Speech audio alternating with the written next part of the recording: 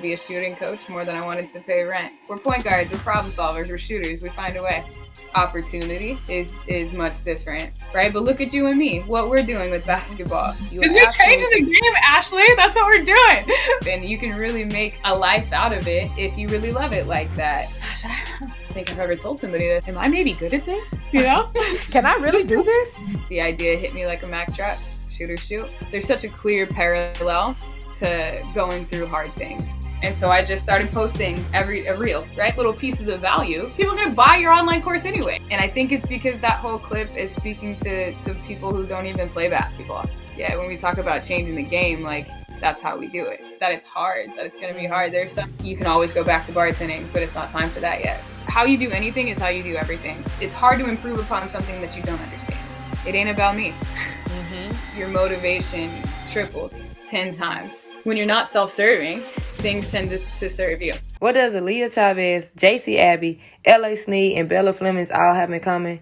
Yes, they are considered some of the very best players in their respective classes in the country, but they all have attended the She's Ballin' Showcase.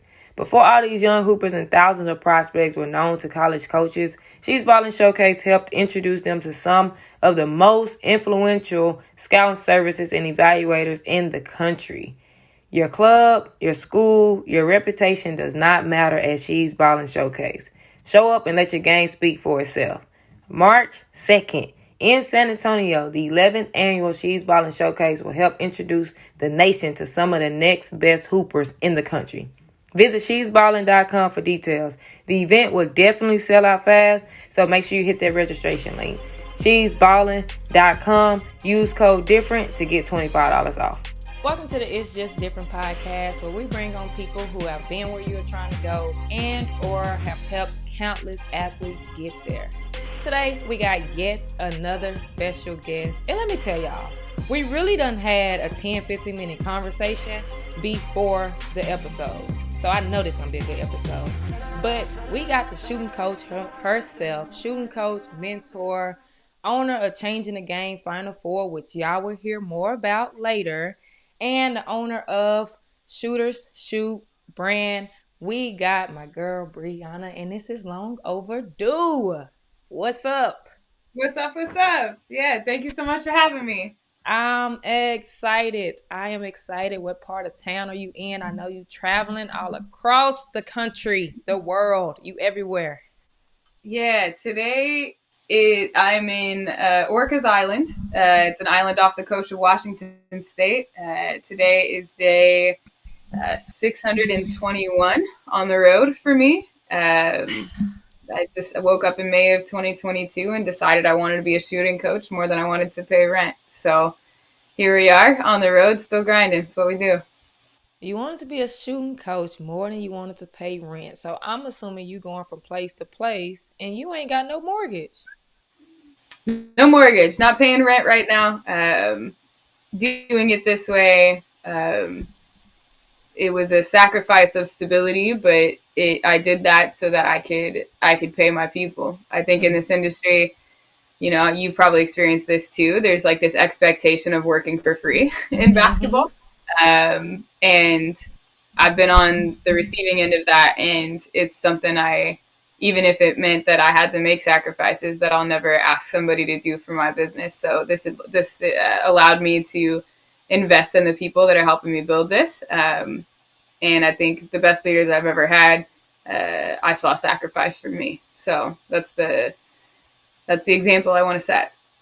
Wow. And when you are going to city to city, state to state, because it looks like you're in a place, obviously, what are you doing? What are you doing? Yeah, so in the winter time, this is slow season for basketball because everybody's in season. And so in the winter time, I put myself up in places like this for 2-3 weeks at a time. And I just have these work sprints on the back end of my business because during the spring and summer, whenever I'm traveling and teaching, I don't have the higher order thinking or the space upstairs to really enhance my business, get the new processes, new systems, new things that end up saving us time so that we can focus on the value that we're bringing other people, other coaches, other athletes. And so that's what I do with my time. And then in some places, I'll like word will get out that I'm around the area because of the algorithms and all of that. And I usually find business where I'm at. So I might set up a local camp at the high school here on this island later on this week because the people who stay here, I mean, it's an island, so there's like 17 people that live here, and so all 17 of them have a kid at the high school. And so word got around, so I might end up doing a camp here. Yeah. So that's what I do with my time is I build the business on the back end, and then if time is permitting or the situation works out, I'll find business to get some work done on the court here. Yeah. And I guess maybe I asked the question wrong. I meant like when you're going to these places, are you just like getting an Airbnb or are you picking up like jobs? Like what does that look like? Oh, yeah. I signed up on a trusted house sitting website where I can just sign up for stays and I dog sit and house sit. Right now I'm watching two wolves and some chickens. And I've in Austin, I did a 3 week stay with two of the chunkiest cats I've ever seen. And it's an exchange of services, so they don't have to pay for a sitter, I don't have to pay for a roof, and I like to think I pay my rents in the form of plane tickets going where I'm going. Wow. That's dope. Man, Sacrifice. it's been a like a life hack situation That's that's been tough. definitely a life hack. Yeah. Yeah, I mean, basketball's a universe ever expanding, and I mean, we're point guards, we're problem solvers, we're shooters, we find a way. That is a fact. Now, I feel like something is going on here. There we go. We just kind of just I was struggling right there. We just kind of start talking. We just kind of start talking. When we start this podcast off, I like to ask, what is different? The name of the podcast is It's Just Different. I think that the game of basketball is very different, whether good or bad or both. What do you think is different in the girls' game now versus back then? Whenever back then was. I think the outlook on opportunity is much different. Actually, at this place that I'm at, the couple that owns this house, the husband, his mother, her name is Joan. She just lives right across the way. We'll take the dogs on a walk later. Joan was one of the first women ever to run a marathon, to be allowed to run a marathon. Um, and so when we talk about the history of women's sports, do you know when that was? What year that was? 1984, Mm, wow. which is doesn't it seems ridiculous. That was the first time women were allowed to run a marathon. That's Are you crazy. kidding? Like, and so that's what I think is mostly different.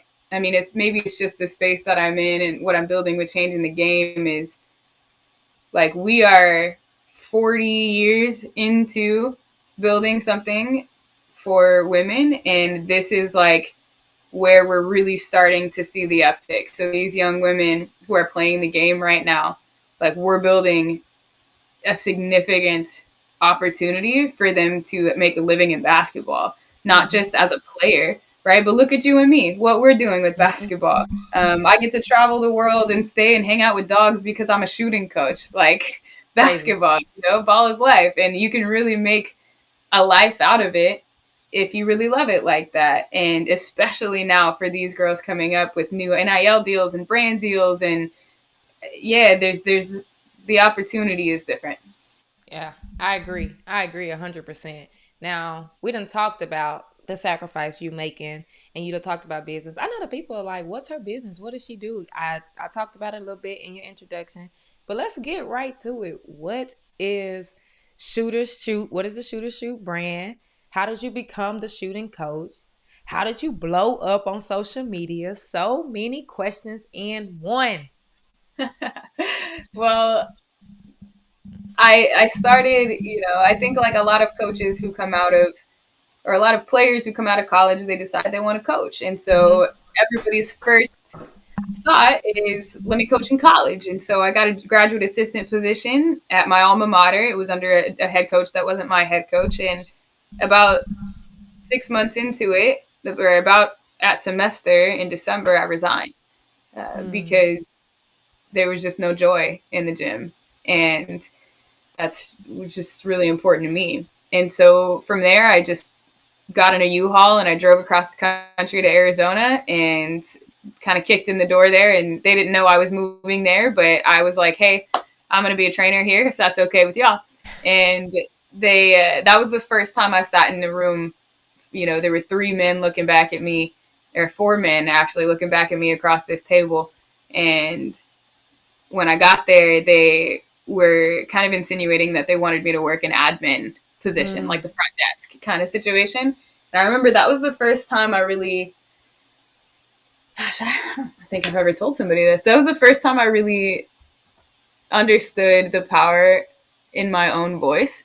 It's the first time I ever really learned or felt myself use it. Because when they were kind of insinuating this admin thing, I just looked at them and I was just like, I intend to be a trainer here. And they were like, okay, you know, you could be a trainer then. And so then, yeah, ended up being where I trained the trainers, and that's where I got to get a ton of reps.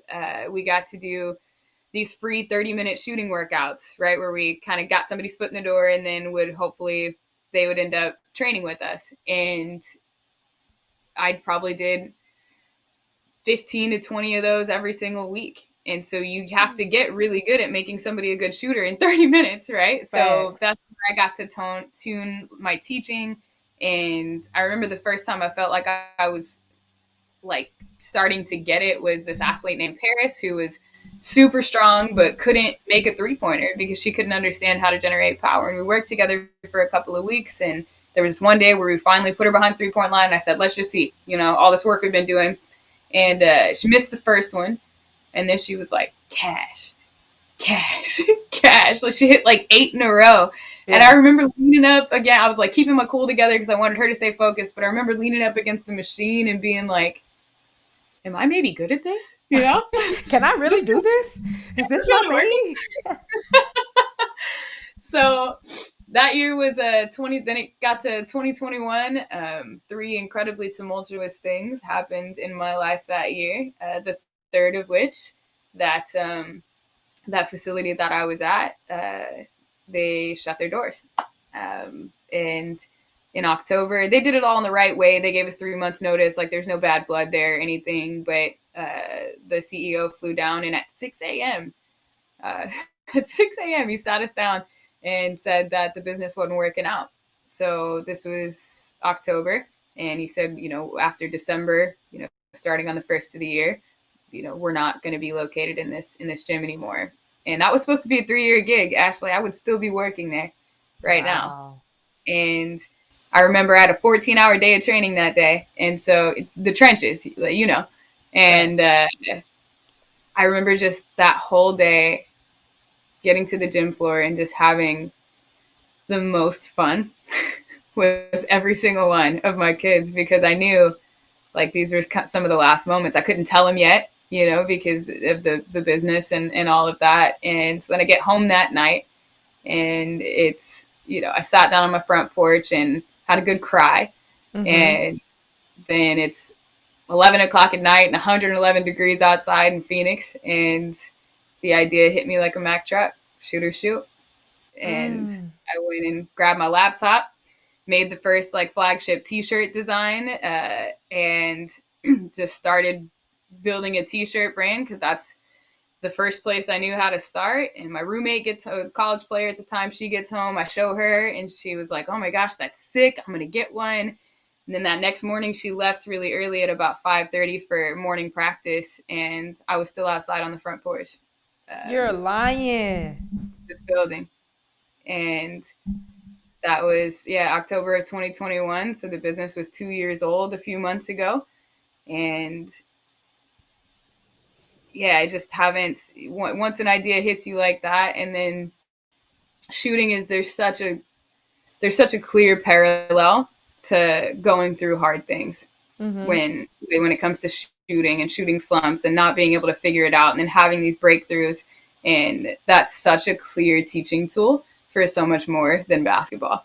And so I think that's another reason why I was so drawn to it, the impact and the relationship to confidence that shooting has. And from there, it's just throwing noodles at the wall and seeing which one sticks as far as like all these different products and different things I've tried, Throwing. cohorts. Yeah. The conference, the mentorship program that translates into clinics, and we run Sunday night meetings for athletes who want to show up that are completely free. And yeah, so that's where Shooters Shoot came from. And in about a year ago, I made the choice to continue on the road so that I can keep building like this. Social media happened slowly. It seems like it happened fast, I was but gonna say it seemed like it happened so fast. I looked up and I was like I'm seeing like some of your videos. Like somebody actually sent me like, "Hey, do you know this girl?" And I'm like, "I actually do." Like, actually, yeah. so like getting your videos sent, like I feel like it's just like Yeah, it's funny. There's a quote that's something like, I worked every day for 10 years for somebody to tell me this happened overnight, and facts. that's sort of what it felt like. Is back in 2020 is when I really started taking my social media serious, and so I just started posting a reel every day, getting good at it. Right, my first one was terrible. It was like, 5 people liked it. Right, I had 1,200 people that were following me at that point, and even all the way up until less than a year ago, February of 2023, there were about 2,300 people that were following me. February of 2023. Right, Wow. and I just like in that month, I had this moment where I was like, I'm just gonna share my best information because I was gatekeeping it. I was thinking like, you want my best stuff? It's in my online course or Yeah. whatever. And I'm gonna give yeah, you a tease. I'm gonna give you a little bit, but you gotta go here to get the right, rest. right. And so I think all creators that have had this same kind of epiphany have started there. Is I've worked so Mhm. hard to gather this information and put it all together and do all of this and teach it and learn it, and I Mhm. just don't. There's this feeling inside of you like, oh, I've worked so hard for this, I don't want to just give it away. But then if you give that to people in little pieces, right, little pieces of value, people are going to buy your online course anyway because they have to know, Anyway, like, they're getting it yeah. anyway. So that's what I did. Is I just last February I started just sharing my best teaching, and that started to pick up. And then I went to Sweden for 3 weeks on my very first house sitting. This is when I started all of this. My very first house sitting situation, and I was dog sitting a French bulldog named Yoda, and Yoda was so stinking cute and an absolute menace. And he was there the moment where things started to really pick up. One video kind of went off about when I started breaking down Russell Westbrook and Steph and all of their shot pass. Like that stuff started to pop off. And then I met Joseph, who was this local Swedish kid. And he hit me on Instagram and he said, I'm about a 90-minute train ride away from this gym I've seen you working out at. Can I come meet you there? And can you help me with my shot? I can't figure it out. And I said, Joseph, absolutely, my guy. Mhm. And he like tried to hand me 10 whatever Swedish dollars are. And I was just like, bro, no, like use that to get into the gym. Cause like we had to pay every day to get into the gym. And so then we worked through, and then it ended up 4 young men showed up for that little group training that I ran. And one rode a train 5.5 hours one way with his mom What? to come and train in Sweden. It was crazy, and I still keep in touch with his mom, and Joseph. I still keep in touch with him and the other 2 guys, and so that was the moment where I just got on film the things that happen every day in my sessions and in the way that I teach and communicate. And again, it's all of this work, this every day, this grind to kind of culminated into this moment of teaching that touched and reached so many people. And so I posted that video in March after I got home, and it went Of 20, bananas. yeah, March 20 last year. Yeah. and it went bananas. I had 2,000 people that were following me. That video I posted, it absolutely went insane. It had 17 million views last year, and that took me from 2,000 people to 95. And And you posted it. Did you post it? That was just on Instagram, or you posted it everywhere? just on Instagram. Wow. Yeah. And then this past, like, gosh, 2 weeks ago, I posted that same exact video. I just reposted it saying this was my most watched video of 2023. Reposted it first week in January, and I guess all the people who hadn't already seen it saw it. And that's when so since 2 weeks ago, 43,000 people have followed me in the last 2 weeks. Oh my God. Absolutely wild. Um, and I think it's because that whole clip is speaking to people who don't even play basketball. Yep. And it was so surprising how many people it touched. And then somebody picked it up on LinkedIn, so now it's going bananas on LinkedIn right now. And now I got to get on LinkedIn in all of my free time. And yeah, I think it goes in tandem really well with just what I'm trying to build, and the difference. If we're talking about, it's just different, is, yeah, the way that I teach is, I think, different than we're used to being taught, or even than I was taught. And yeah, when we talk about changing the game, like, that's how we do it. So much to unpack in all of that. Like, that's Yeah, through a lot of motivating.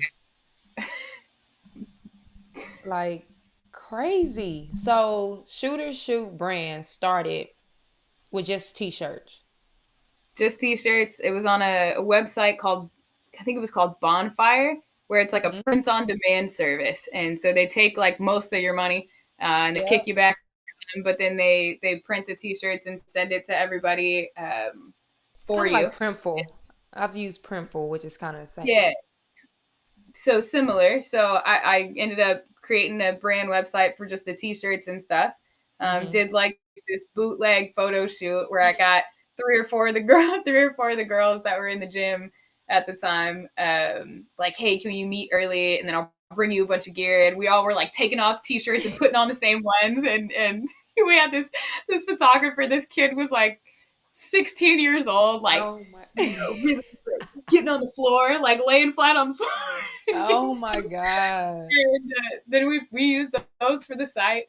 And yeah, it's just been about like building and understanding that it's hard, that it's going to be hard. There's some days, I mean, even a year into it, right before I left for Sweden was about a year ago, in December of would have been December of 2021. But I still have written in my notebook, or my journal, like, almost a year ago exactly, I was scraping quarters off my floorboard trying to get my last load of laundry done. And I wrote something there in my journal, like, you can always go back to bartending, but it's not time for that yet. And that was, 14 months ago. And this year was our first 6-figure year. Let's freaking go. Dude, it's been wild. Thanks for asking. It's been absolutely wild. That's let let's get into that. Like, I still got even questions about the brand, but let's get into that. If you mind me asking, I'm nosy. I'm gonna ask questions. No. I'm an open book. 6-figure brand. Where did the money come from? Like, what were the streams? What did that look like to generate 6 figures in the business? Yeah, so a couple of places I did. So obviously the clothing brand piece, that didn't bring in a ton, but it was a supplement. Let's stop right there real quick. The clothing brand. Like, are you still doing basically drop shipping? Are you still doing print on demand, or are you doing it a different way? No, we've switched to a fulfillment center, but it's a really special situation because most fulfillment centers you have to buy in bulk. Yeah. Where this fulfillment situation that we just got lucky. They replicate the print on demand for us, but it just all goes through a fulfillment center in Dallas. So So if I We're go on actually your planning. sorry, so if I go on your site right now, buy a shirt, you're basically still not doing anything. Oh yeah, no, no. I knew from day one that the clothing brand was a way to start, but I'm a teacher. Mm-hmm. Like I'm not a clothing designer, or like I didn't want my focus to be on this. So now my one of my best friends, Jeremy, he I was in his wedding, and he and I met as bartenders at Chili's in Decatur, Texas. He trained me to be a bartender there. Hi, welcome to Chili's. And he had just watched me build this thing. And one day we were sitting in his house and just having a conversation and about the clothing brand and how I said, I'm just going to let it grow organically because that's not what my Mm-hmm. focus is. And he said, well, I'm kind of in a place right now where I could try it if you want me to. Mm-hmm. And let me tell you a story about Jeremy and Mm-hmm. how you do anything is how you do everything. I would watch Jeremy on Tuesdays. He was the bartender that had to do inventory because he worked Tuesday mornings. It just happened that way. And I would watch that man do it the right way every single time, where he'd get these huge shipments, Decatur, Texas, people like to drink over there. So he'd get these huge shipments of beer and liquor and all this stuff. And when you go back into the beer cooler, the way you're supposed to do it is pull all of the cold packaging or all of the Yeah. cold beers out, put all of the new warm beers from the truck in, and then replace the rest of the beer there so that you're getting it from the back end. And the easy way to do it, nobody would really know, is if you just put everything in front. But he would Mm-hmm. take the time. Sometimes it would take him an hour and a half when he's already done with his shift to just do that thing the right way. Right. And how you do anything is how you do everything. And so when he wanted to come on to the brand, I was just like, absolutely. And it just so turns out that he's randomly like a prodigy at designing things. Like he could Wow. design jerseys, like any idea that I have for t-shirts or for a new design. He's like, oh no, I think this would look great with embroidery. I don't like this positioning, whatever. So he's my chief of products. He does everything, all the marketing emails. Obviously I had to teach him how to do all of this, but like we went together on a retreat in Montana. We stayed in a yurt together by this like river, and there were bears and stuff that we had to watch out for. And I taught him everything. He stayed there with me for 4 or 5 days on his birthday, and I got him trained up on everything. And now he just handles that shit. Like he just Wow. does it. And he's got even bigger dreams and a bigger vision for the clothing brand than even I do, Mm-hmm. which is just awesome. So that's the clothing brand piece. So it's mostly, obviously, I still oversee it, but I found somebody that I trusted to take that piece over so I could focus on teaching. Yep. Yep. So you got the clothing brand, and then which was some revenue, and then what was the rest? Yeah, so I do a subscription service where I train athletes virtually, and so the barrier of entry to that is usually an hour long call where we deep dive into your shot. So they pay for that. That gets them 30 days of training, and then if they want to continue training with me after those 30 days, then they just subscribe, and it's $20 a month. So the 30 days of training, you're training every day of the month? So it's virtual, right? Right. And so they send in videos as often as they want to. Got it. And some athletes, like I've got an athlete who's a 40-something-year-old guy in England right now, and he and I did a breakdown together, and he's so excited and so grateful. He's like, I never would have seen any of this stuff before. He sends me videos like every single day, and I'm So like, the fee is for you can send as many videos and you're breaking down every single video that they send. yeah, I say, here's what I'm seeing. Like, and we like have this. There's this concept that I call the one thing. That's their responsibility. Is you need to tell me what the one thing is within the 100 things that you can think about during shooting. You need to tell me what your one thing is that day before you send a video in to me, so I know what you're working on, so that I can see, okay, as you're focused on this one piece, let me make sure all the other pieces are still staying together.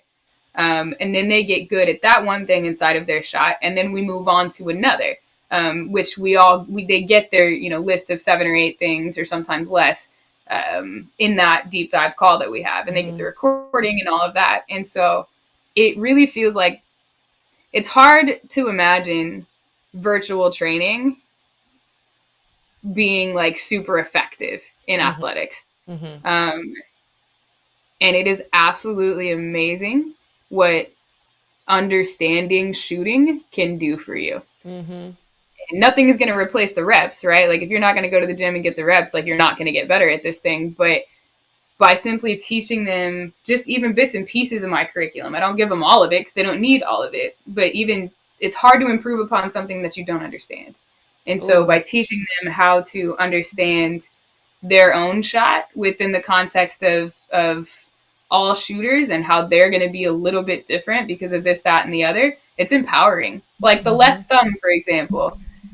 So many people teach against or teach players never use your left thumb in your shot. Never do that. That's bad. And I could name Steph Curry, Diana Taurasi, Trae Young, Kyrie Irving, Dirk Nowitzki, Kelly Oubre, Allie Quigley, Sabrina Ionescu, Caitlin Clark, all of those people I just said, their left thumb is involved in their shot. Why would I ever teach against that?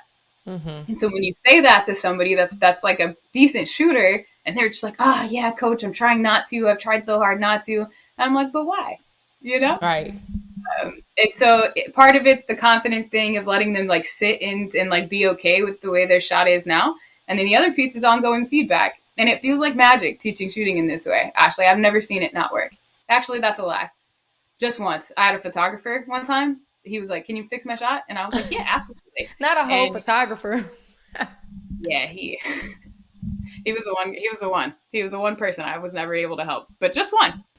It's tax time, and there's no better place to get your taxes done than Bob's Tax Teachers. Bob's Tax Teachers have been in business for over 30 years and is the one place that will strategically and legally get you your max refund. Located in Austin, Texas, and servicing clients from everywhere, you can simply send in your tax return with the click of an email. Located at 209 South 12th Street, Unit 105, Pflugerville, Texas, 78660. You can email at info@bobstaxteachers.com or call 512-252-1297 to book an appointment.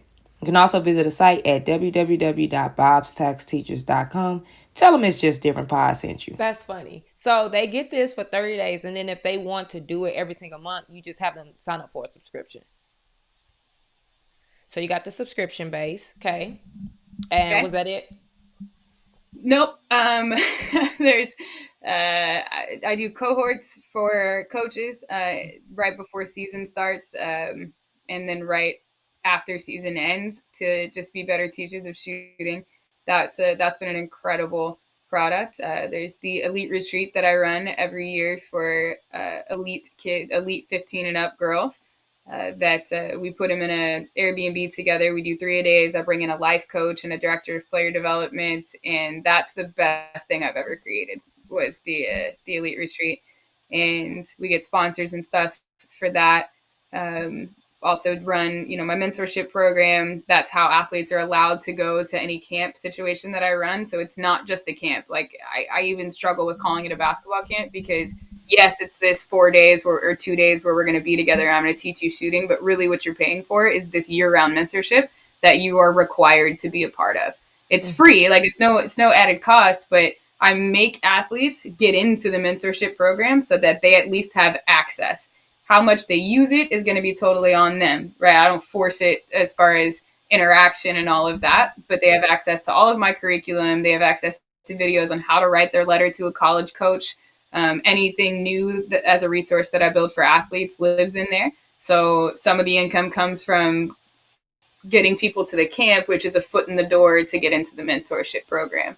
Um, the conference is now not necessarily a revenue stream because all that money is going back to the speakers and back to the people that are attending the conference. Just throwing noodles at the wall, Ashley. You're dope. You're inspiring. Like, I'm gonna keep saying it. Like, I love it. Like, we two in the same. Like, Yeah, I was just gonna say, I feel like you just told me you like wrote a book and bought an Airbnb and started a podcast just because it was your birthday on 3 different years. every year I celebrate something, and I'm like, what am I gonna do this year? That's how the podcast came. Like I said, I've been wanting to do the podcast.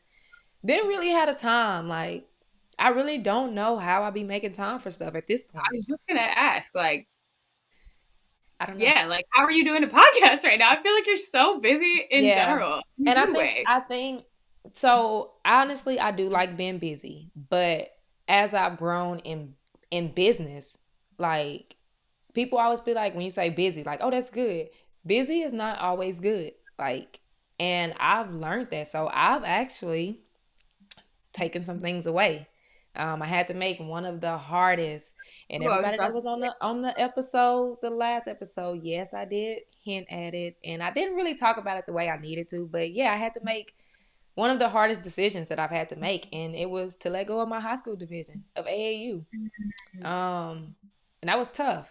That was tough. I had a lot of talented girls, but at the end of the day, and we kind of talked a little bit outside before we start recording, like I truly, truly believe that AAU is chaos, and my life isn't chaos. Like I operate in chaos just in business, but like I don't do drama. I don't do any of that, and I think that's AAU.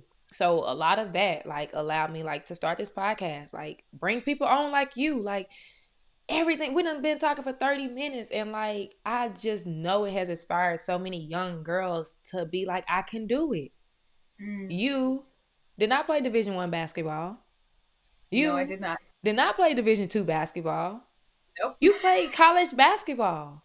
Yeah, and And you just talked about how you just within 2 years, 2 to 3 years of having your business, how you just got your six figure business. Like, and that's why I started the podcast. Like, and I had to like go between like, do I keep getting these headaches and being so frustrated and being involved in mess? Like, all because it's like, at the end of the day, it's like, I want to help kids. I want to help kids.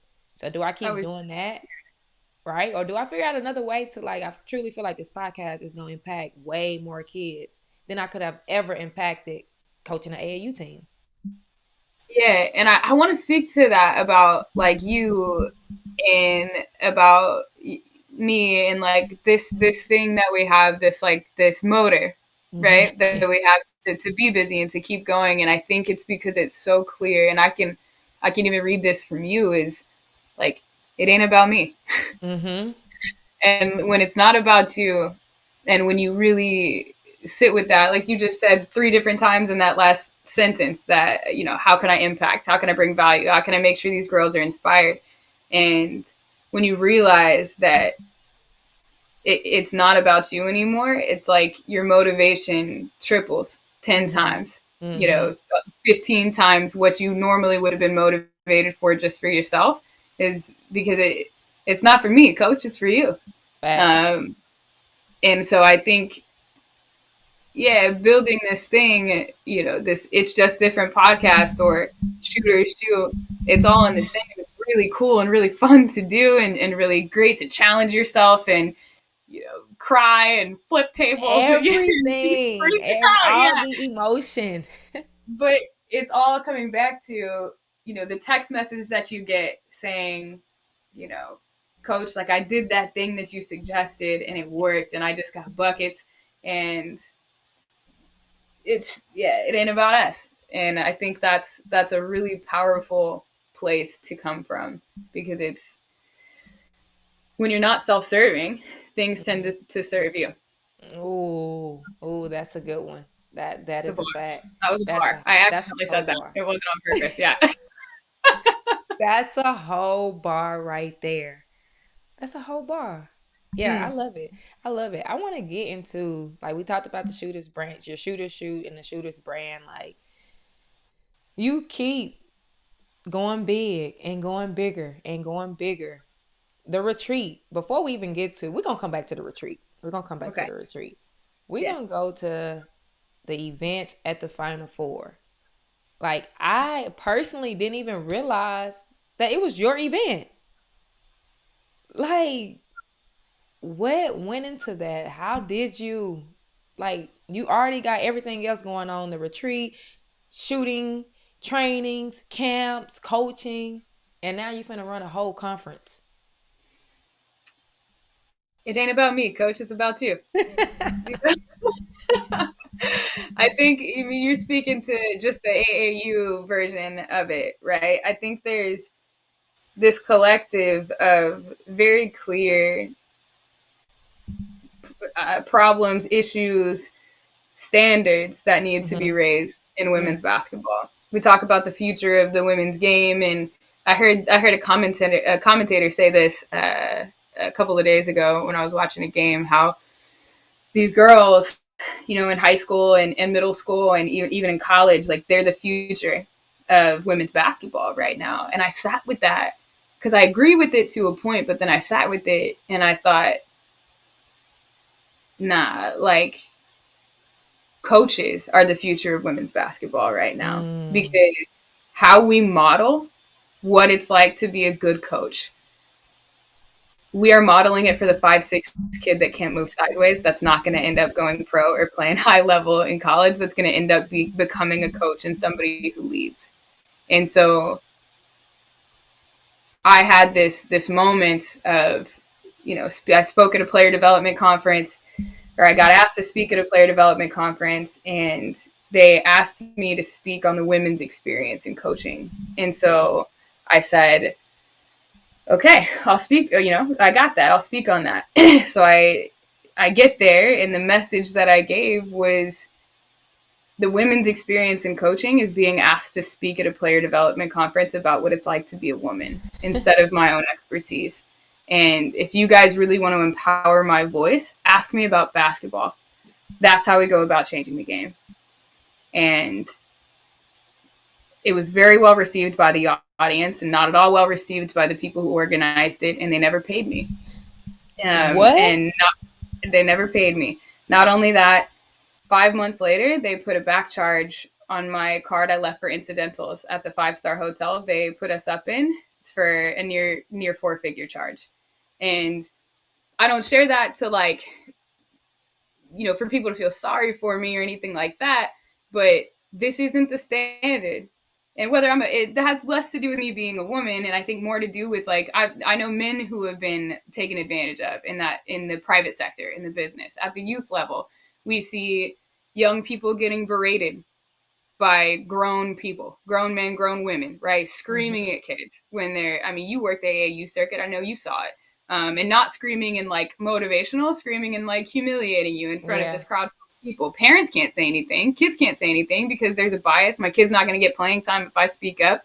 All of that. In high school, we have high school coaches that are still dealing with their own traumas, and they coach through their traumas that they were coached up with. In college, there's grandfatherism of coaches, right? Like ain't no way this person who was fired from this Division I school for a really good reason, there's no way the next time I see that person is coaching as the interim head coach in the Elite Eight that same year. Um, at the pro level, there's what we give the best women in the world when it comes to head coaches or the leadership there. And I think there's a huge change that's happened in the last 2 years or so in the W's. So a testament to them. But this is what changing the game is we have to redefine what we're going to accept as standards for Mm-hmm. women's basketball, because the game isn't in their hands, it's in ours. And if we can create this space that's never been created for women. Conferences, you go to a basketball conference, it's 95% men or more. And it's not that I don't feel safe there. Like I go to and it's like summer camp for adults. Like it's great. I have a great time there, but there's not Yeah. a space created for women, for Mm-hmm. coaches, so where we can go there and just talk about basketball. I'm not trying to, because nobody's trying to go to a player development conference and talk about women's empowerment. I'm Right. not. Like I'm there to talk about hoops. And so that's what the conference, that's where it came from. It's from this myriad of places of understanding change needs to be made. And it's bold to think that I could have there. And there's a reason why you didn't know I was building it, because it's not about me. It's about these women who are going to be able to showcase what it means to hold the standard, or Mm-hmm. to protect your mental health as a coach, because their mental health is largely dependent upon yours as a Mm-hmm. coach. um, Biomechanics, shooting, mental performance, confidence, how to run a great camp as a fundraiser, so you don't have to do any other fundraising. Because like for me at the NAIA level, at the JUCO level, I had to do some wild things as fundraisers, like things you wouldn't even believe. We can get into that story if we have time, but yeah. So there's all of these places where women's basketball is being served, where basketball in general is being served, that I think coaches don't even know about. Mm-hmm. And what's cool is we've got WNBA coaches signed up to go, and we've got youth coaches of their fourth graders team signed up to go. We've got executive coaches that don't even play basketball, don't even know anything about basketball, that are signed up to go to be in this space that's created by and for women. And not just for women, but we have men signed up to go too, which I think is an important aside, because without the men that are willing to hold up ladders for us when their colleagues aren't, then we couldn't be doing what we're doing right now. And I think, yeah, that's what changing the game means. There's a lot of layers to it, but ultimately, like, can we get to a place where we're confident enough to give people truth with love when they're not holding the standard? We teach our athletes to hold the standard of accountability for themselves and the standard of accountability for their teammates, yet we excuse ourselves of that same thing as a whole industry. And Mm-hmm. this is, I think, how we kick off something that's different. Now, I can't wait to be there. I'm telling you that. I can't wait. Come on, I'm come on. coming. I can't wait. Tell the people where to find it. Where can they go? Some people that want to sign up right now, where do they need to go to sign up? Changingthegamefinal4.com is pretty simple. And you can register right there. We're early bird until February 1st. And I'm taking care of your breakfast. I'm taking care of your lunch. So that, because I've had about 80 meetings with coaches all over the country about the conferences they've been to, and what they liked and what they would have changed. And that was one of the things. We're going to have an outline so you can follow along with each speaker and not feel like you have to jot down every single little thing. And the mixer, I'm from Austin, Texas originally, so the mixer, we had to have live music there. So we're going to have live music at the mixer. We also just confirmed the best DJ in Cleveland, DJ Chris Styles. He's got his own radio show in Cleveland. He's going to be our DJ there at the mixer. We got some alcohol sponsors because it is the Final Four. And yeah, it's like, it's been so cool to create it for you, Mm-hmm. right? Like, not for me at all. Like, I'll have a piece on shooting, but that piece isn't about me. The speakers aren't going to be there because it's about them. The women I brought on to speak are all so impressive, and they're Yeah. all so collectively, we understand it's not about us. Yeah. And you live by y'all. She's living by what she's saying. Unless I missed something. When I went to the website, I didn't even see, like, I saw you when I went down to speakers of like it scrolling. So like that just goes to show like you're not all over the page, like none of that. Like it's truly for everybody else. If you're a coach of any sort, youth, AAU, especially y'all AAU directors and coaches, y'all really need to be there. But We got several. anybody, any coach, like get there. You need to get your tickets. I can't wait. I can't wait. I know it's gonna be fun. We done Yeah. been talking close to 45 minutes. That's close to an hour. And we done talked about everything I want to, and we got time. You said we got time. We got time to talk all day. But I want to bring little Bree back, or just younger Bree. Like we done talked about everything that you're currently doing with the brand, with the conference.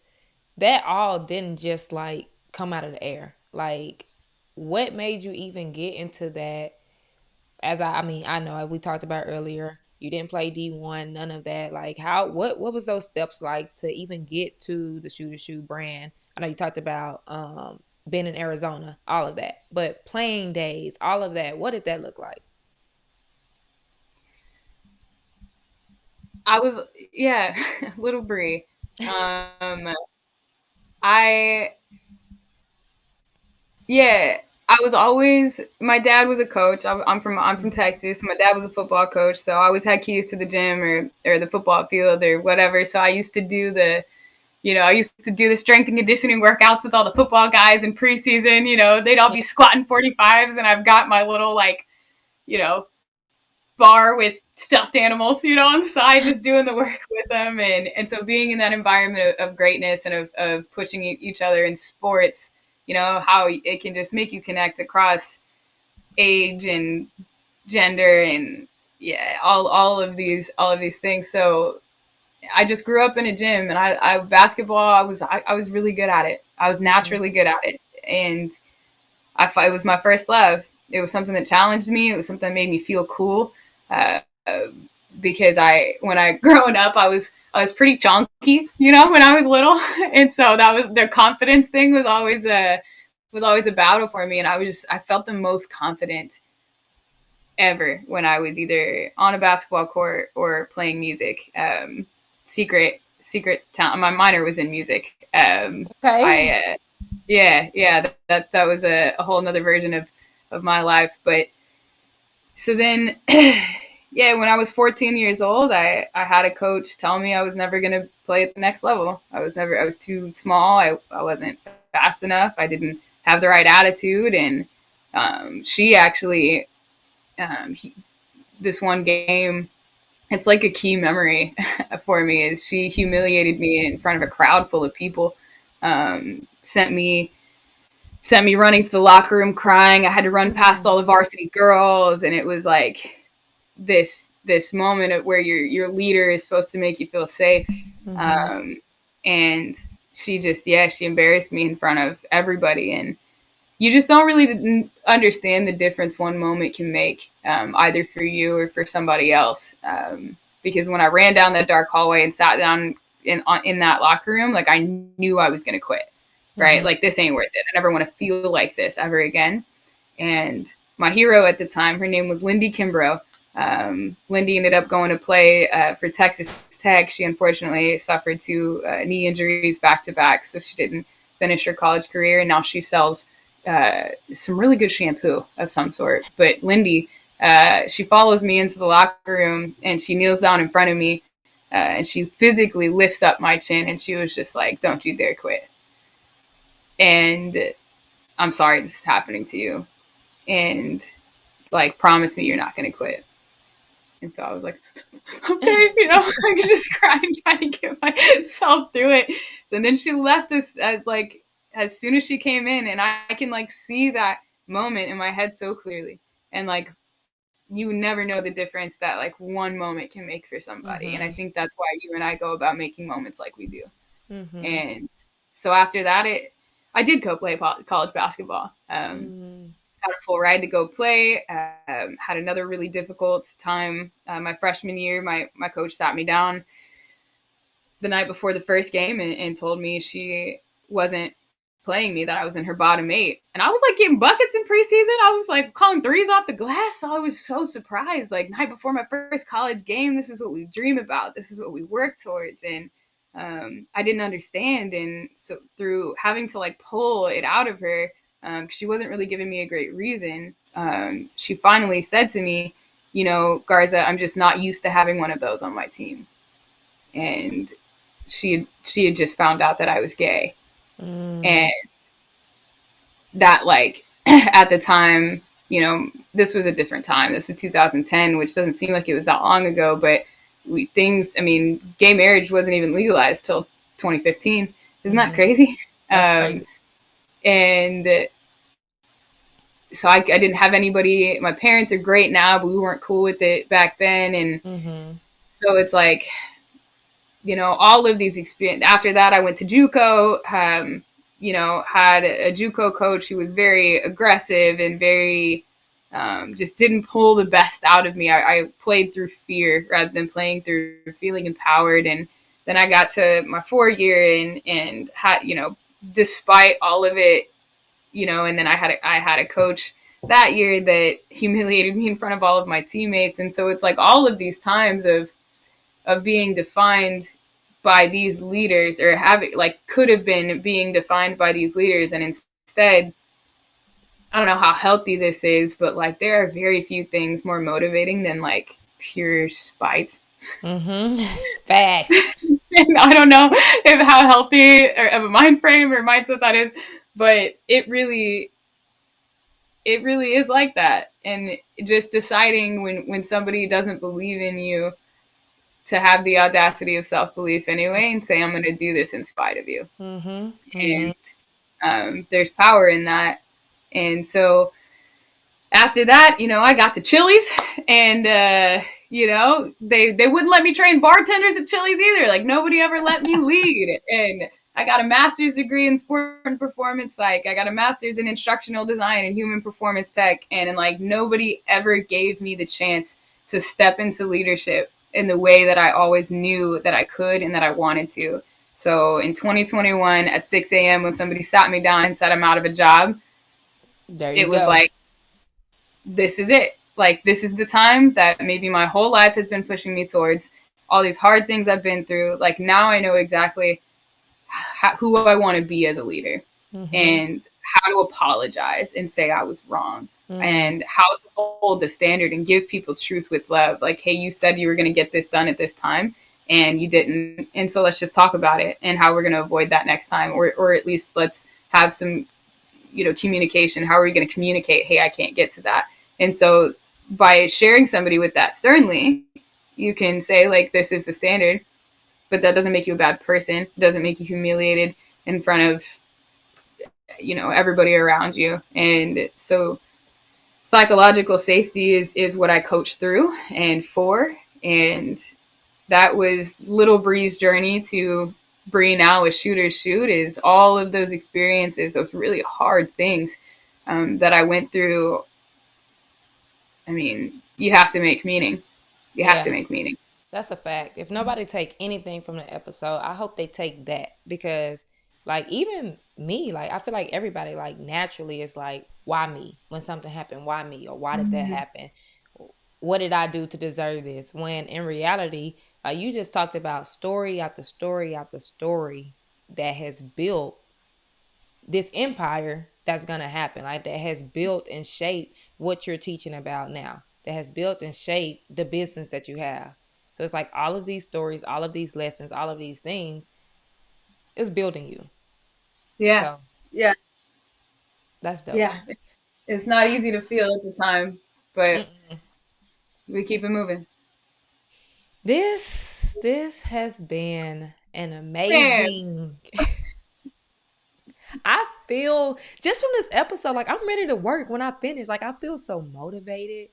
I feel the energy. I feel inspired.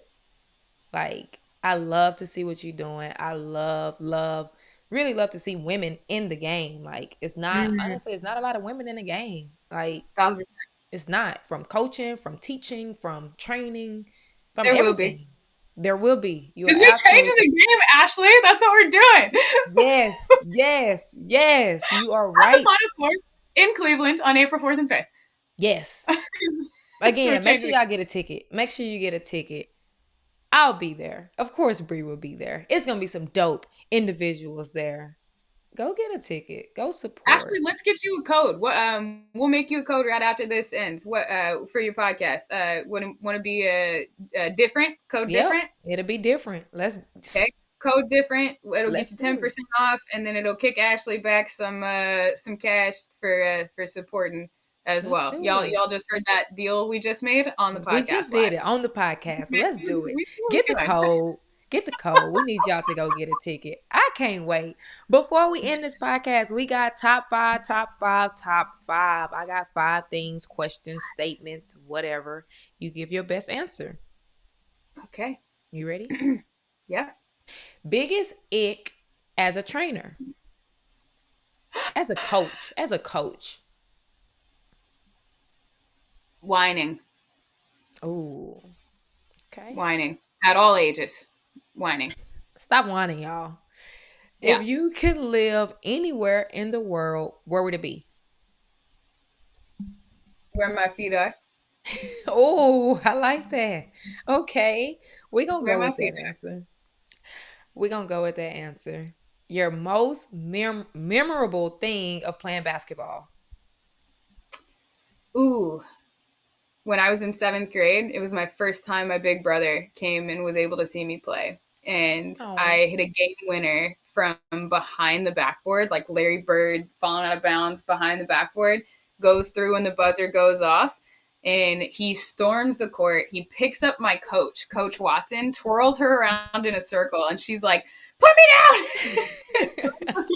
And then he comes and picks me up and like puts me on his shoulder and was like, I mean, super hype. So yeah, I was in 7th grade when that happened. I've never forgotten it because he was my hero.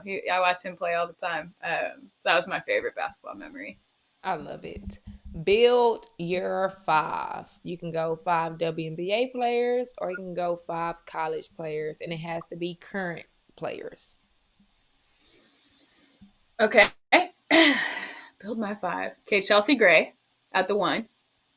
We're gonna go Emma Mieseman. Mm. Man, Caitlin Clark is just generational. I gotta have her. Can you imagine Caitlin Clark and Chelsea Gray? That would be Ooh. wild. Ooh. On the outside, so we got a two point guard set, but one's a scoring PP.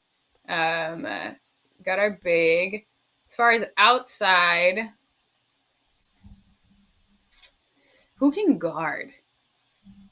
Because Caitlin Clark is growing there. It's growing. That's a good one. That's a good one. Growing, yeah. Who can guard? DeWanna Bonner is a Okay. stretch. And then I just like point guards. I keep thinking of point guards in my head. I can't have it all those point guards. And then we'll throw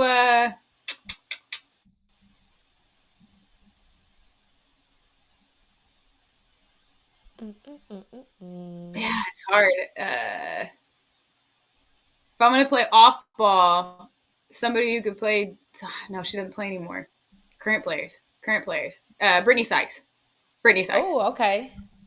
Okay. We're gonna I mean that's better than had Japrice Dean on. Shout out to Japrice. If y'all haven't watched her episode, I think she like episode 15 or 16, something like that. Go What check it episode is out. this? This is gonna be, I don't know, 20 something. Okay.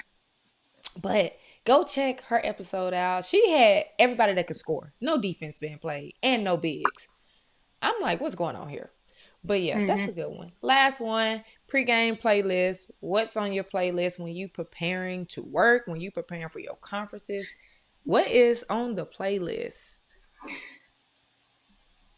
I have people on my playlist that inspire me as people, as a businesswoman. So right now, like if I'm getting into the zone, um, honestly, Dolly Parton. Okay. Uh, Dolly Parton's. I've like studied her life and her ability to give people grace, whether they deserve it or not, and like all of that. So listening to Dolly and her energy and her spirit has, I think, led me to lean into my femininity as a leader and my like feeling empowered as a woman business leader. Um, so Dolly, uh, what else? Beyonce, Love on Top. Okay. Nothing beats that. That always makes me want to dance. Honestly, Tevin Campbell. Uh, Oh. and Can We Talk? Can Yeah, I We know that's the Talk? what's first thing that came to my mind. Um, and like the Ja Rule Ashanti, Okay. like mix and matchup. And then some of the new stuff by Armani White. All right, you got a good little mix going on. I like There's got that. some flavor in there. Yeah. You Yeah. got a good mix. Okay, that's pretty good. Mm. We start this Okay. podcast off. You got somebody else? No, Oh, no, that's it. we start the. That's it. We start the podcast off with something that's different in the game. I like to end with the guest, with you. What will be different with you within the next 3 to 5 years?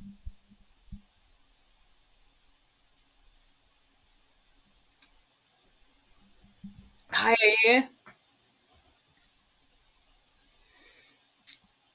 I'm gonna be a millionaire Oh, let's in the talk next that 3 to 5 years. If not 6. My intention. I've been saying it for 8 years now. that 8 years from now in 2030, so this was 2 years ago when I was saying this, so now 6 years from now in 2030, I'm going to pivot. And I don't know into what or why I feel like that or what the change is going to be. But I do know that at least 6 years from now, if not before then, I'm going to be a millionaire. I'm going to buy my mom her house back. That just gave me chills. We will be able to play this episode back. Matter of fact, when I have you back on the episode, we're going to replay this clip of what you said, and it's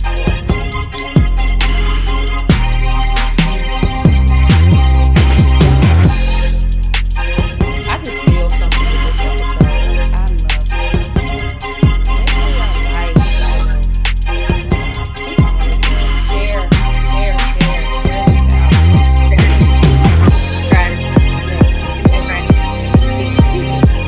Do it. I appreciate y'all for tuning in. We will continue to bring episode after episode after episode every single. Make sure y'all hit the link. Okay, this code is 10%. And code